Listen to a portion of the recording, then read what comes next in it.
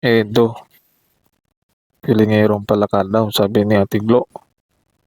Ate Glo, defender ni Beyonce. Bakit kaya nasabi ni Ate Glo ito? Itong makita at kinoment ni Ate Glo o kay Edo saan nakita naman natin dito sa vlog ng Velvet Box event saan si Eds ay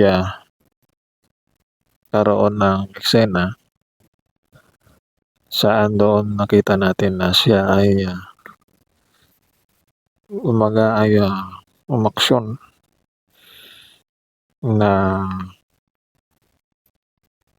parang pogi points at maraming bash ang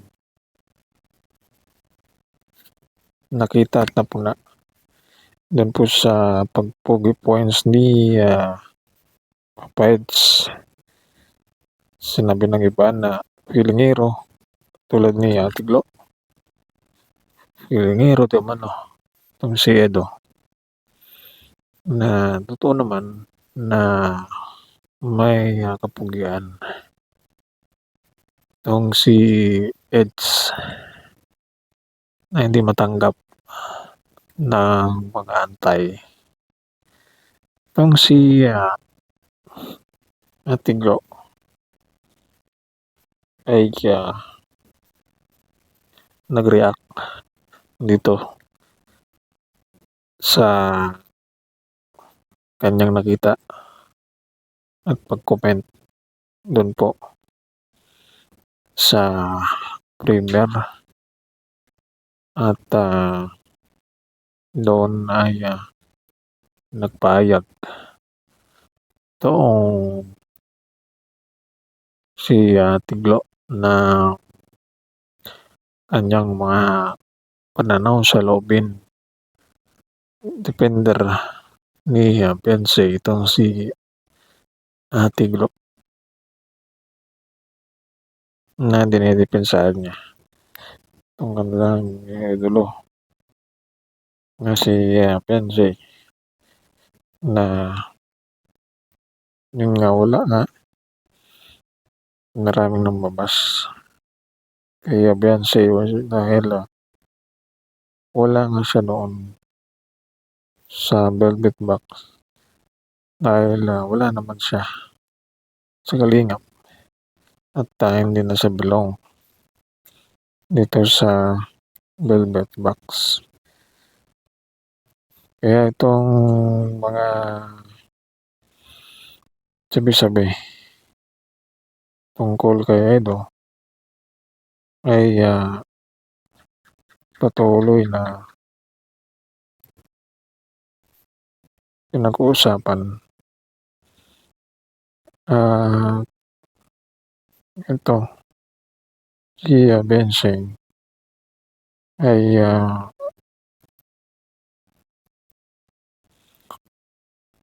may hinanakit pa rin sa kanyang puso at hindi maiwasan sakali man na itong si Edo ay magkaroon ng love team. Itong pinupost nila itong love team ni Bridget at Edo na ito'y naabangan natin kung baka matuloy sa takdang panahon dahil wala pa namang impormasyon na tinutulukan na ni Edo itong kagkaroon ng love team dahil sinabi niya na tigil muna may chance pa na siya ay bigyan ng pagkakataon siya ay magkaroon ng love team. Kaya ito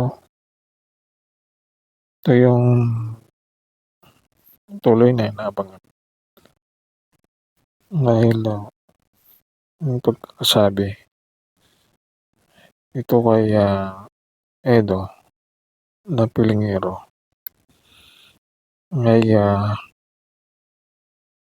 ito ay isang pambabas at, pagkainggit ng mga tao dun sa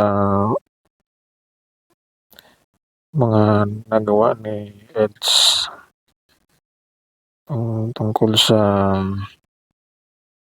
kanyang sarili at sa mga plano niya tungkol sa kanyang charity. Kaya ito hindi maiwasan na itong si, Beyonce ay, gustong